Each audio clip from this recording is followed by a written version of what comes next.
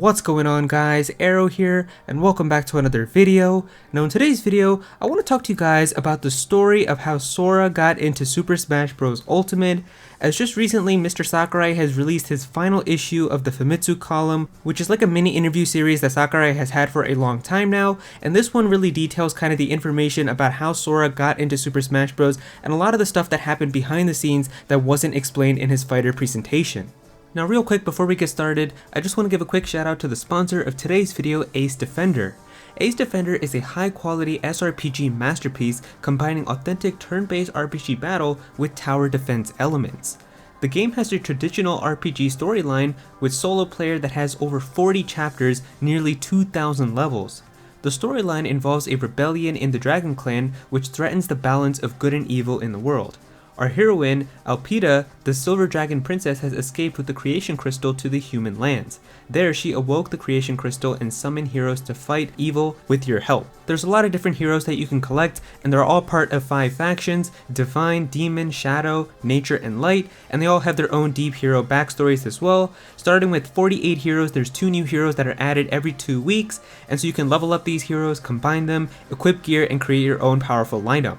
There's a lot of gameplay modes as well, such as different types of gameplay options to speed up or slow down the action, Expedition, the solo mode, PvE where you can explore dungeons and regions, engage in trials, level up your heroes, and collect rare items, and there's even PvP where you can fight against other players within your server or across servers with other lineups. And just now they're adding a special newcomers reward where new users who download the game from the link below will get 10 Royal Recruit tickets after completing levels 2 to 8, and you can use them to summon new heroes, and all these heroes really have some cool designs. I would say that this one right here is probably my favorite. I really like her design and I think she has a pretty cool style. So if this game does look interesting to you and you do like RPG games like this, definitely consider downloading it from the link below in the description, and thank you so much again to Ace Defender for sponsoring this video. Alright, so in terms of the Sakurai interview, I will have a link below in the description if you guys want to go and read it for yourself, but I'm basically going to be reading through the entire English translation in here, and I'll give you guys my thoughts on it as well.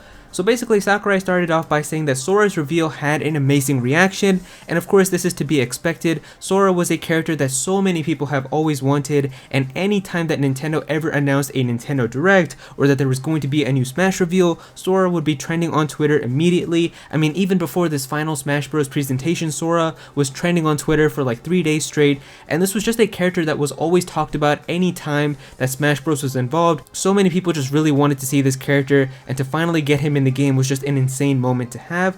So Sora was definitely a character that Sakurai loved seeing everybody's reactions for, and he also even mentioned that Sora was the #1 most requested fighter ever in the Fighters Ballot, which was announced for Super Smash Bros. On the 3DS and the Wii U back in 2015. Sakurai also mentions that Banjo and Kazooie were also ranked very high on the Fighters Ballot, so from a Japanese perspective from him, it was also very interesting to see that those characters were both ranked so high.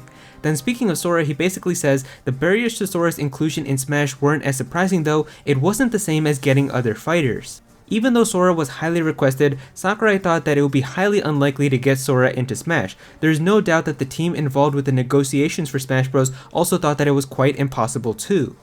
And this makes a ton of sense as well, from Sakurai and the Smash team's perspective. Having Disney involved, having Square Enix involved, just getting Sora into Smash Bros. Just seemed extremely unlikely, and that it was most likely not going to happen.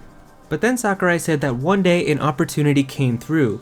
At a certain award venue, Sakurai had the chance to meet with a Disney representative. They both decided that it would be great if Sora could get into Smash Bros. So this part is what really kind of gets me, because it looks like the entire inclusion of Sora even getting into Smash Bros. Was made possible just because Sakurai was a very lucky person to have met a Disney representative at an award ceremony, and they talked about the possibility of getting Sora into Smash, and that they both decided that it would be really cool if it actually happened.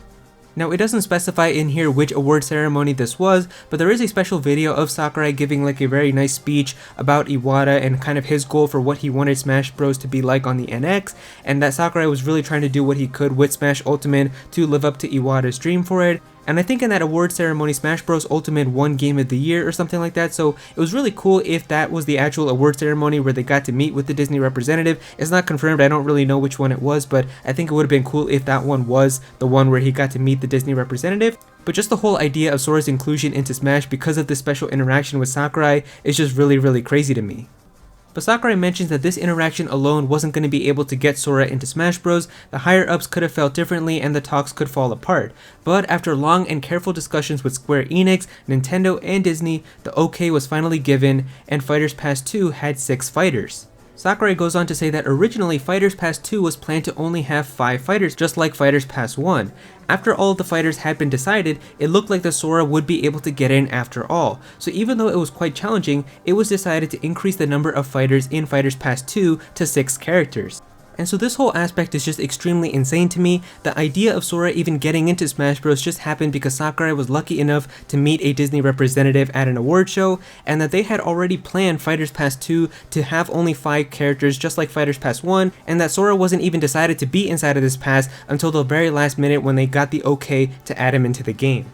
Now because of this, a lot of people have been wondering about exactly what the order for Fighters Pass 2 might have been if Sora wasn't going to be in and they were only going to have 5 characters, because going by the order that we have, it would have meant that Kazuya would have been the final ever character into Smash Bros, which is a cool character, but I don't really think that it would have made a ton of sense. I definitely think that once they got the okay to have Sora in the game, they probably rearranged a lot of the fighters. My bet is that most likely Steve or Sephiroth was probably going to be the final character inside of the original Fighters Pass 2, because those are some very huge iconic characters with really cool trailers and just really good characters that would make a ton of sense to be like the final character ever in this game. But of course, once Sora got in, they already knew, like, you know, this was the most requested character ever, so because of that, they definitely decided to make Sora last. Sakurai then mentions that Sora was supervised a lot by Disney and Square Enix, and that this meant that there was going to be a lot of high hurdles to his inclusion and many guidelines that they had to follow. Then Sakurai jokes around by saying that the first Sora model that the Smash team sent to Disney and Square Enix was very quality and there weren't a lot of issues. Just kidding, there was actually a lot of things that they had to do and it was quite difficult. Sora's playstyle within Kingdom Hearts emphasizes a lot of aerial combat and tight timing for combos. It doesn't quite translate one-to-one within Smash Bros, but you might get that same type of feeling. And so that's pretty much all of the details that Sakurai has given about Sora, but you can really see that there's a lot of stuff that they kind of had to go through in order to get Sora into this game, and I still can't believe how lucky people were to get this character, because the entire idea of his inclusion just came from Sakurai being lucky enough to meet a Disney representative at an award show. It's just insane how lucky that was to happen, to get the most requested character of all time into Super Smash Bros. Ultimate.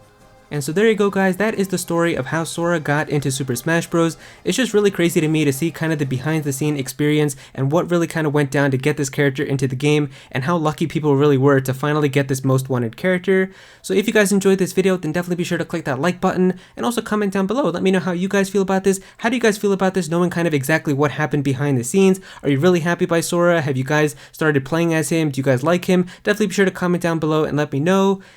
If you're new to this channel, then please be sure to subscribe. I'm definitely going to have some more Smash Bros content in the future, so definitely be sure to subscribe so you don't miss out on that. Click on that bell to become a part of the notification squad. Go follow me on Twitter at Aero so you can be featured in videos, and also join my Discord server as well. We've got a bunch of people in there who are always talking about Pokemon and Smash Bros and Nintendo, so definitely be sure to join that. And yeah, that's pretty much it. Thank you so much for watching.